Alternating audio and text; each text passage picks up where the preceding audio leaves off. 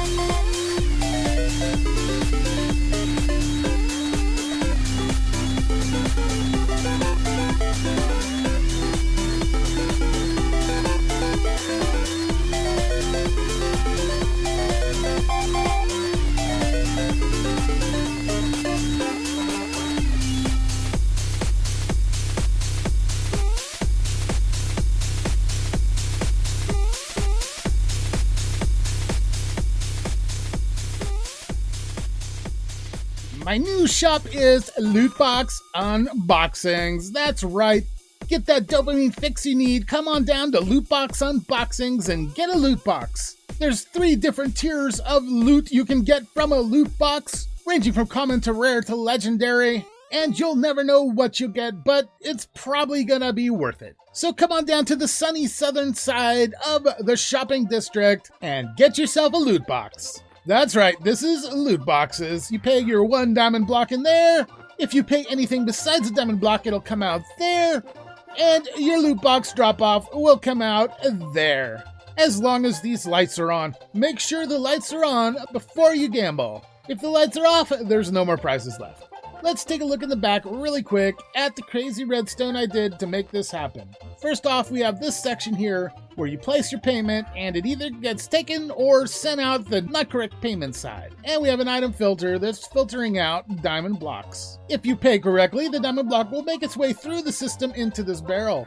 As it does, this comparator sees that it goes by and does a whole bunch of stuff. First off, it comes up this way into a monostable circuit that flips this T flip-flop and delivers a prize from one of these droppers. Here you can see we've got a few left in there and a few left in there, and we still got a legendary box left. But we're almost out, so we're gonna need to keep an eye on it. Secondly, that redstone pulse comes over here and triggers this evoker head with that sound so that you know that you've bid. And once the system runs out of prizes, this comparator will let you know by turning off this redstone dust that's powering the lights. Super simple, right? Anyway, well, it's day 2 now for me, and the shop is done amazingly. Geek has gotten pretty addicted. He's bought me out, the shop is super profitable, and I've restocked and almost been bought out again. So I'm rich, it's awesome. Yep, it takes a lot of work to fill this place though. So I don't know how rich I want to get. But it's here, so come on down and have some fun. Miss Kensington and Mechanic contacted me the other day to see if I wanted to join them on a project, and it was the perfect project. You see, when I decided to do this Super Mario Brothers themed season, one of the big things I was like, I gotta do is Mario Kart, and they want to do racetracks. Now, we plan on doing a bunch of tracks, and we're going to get started with our first track. Makes sense, right? Anyway, we picked this spot out here right next to the statue district because there's a lot of open land. I'm going to make it more open and flat. I got a lot of dirt to place, and it's going to take some time. Kenzie and Mechanic have the first track already planned, and it's looking great. And this platform out here is where it's going to have to sit.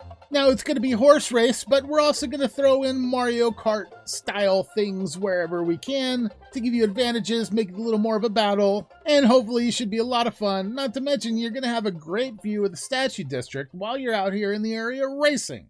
So it's going to be great. This is getting pretty sad, guys. He's just been sitting there, standing here for days now. He's trying to get out this door. He can't get out it. Every once in a while he jumps or something and activates the pressure plate. The door closes and opens, and that's about it. Before, he used to hang out all around the place, having fun, killing the occasional slime, but now he just wants to go outside. Yeah, see, he even nodded yes. I'm gonna have to do something about that. We're gonna have to make him a home pretty soon here. But in the meantime, there's a couple more texture changes I've done. This is the yellow shulker, a lucky block, and we have a switch block, which is a red shulker. Pretty cool, pretty fitting. I like them, especially the lucky block. I'm going to be using that one a lot. And one other slight change, I also retextured the warped fungi from the nether into a bluer mushroom, so it's a little more fitting to the Mario world. Great news if you want my resource pack. There's a bunch of stuff in it already, and there's probably going to be a lot more by the end of the season. I am going to start adding a download link to all of my videos that'll be available in the description below, so check that out if you want my resource pack. This home of mine, I'm getting tired of the interior. I planned to make a better interior a while ago, and I never made it. I've just been so busy doing so much. So next episode, I say we get that interior done. I need a real bedroom. That little bedroom over there just doesn't cut it. And if you're wondering about the rest of the resource pack, if you check out the last video I did right there, you can see all of the stuff we made and put in it so far, and it's looking great. So check it out and let me know what you guys think. But as for now, later everybody.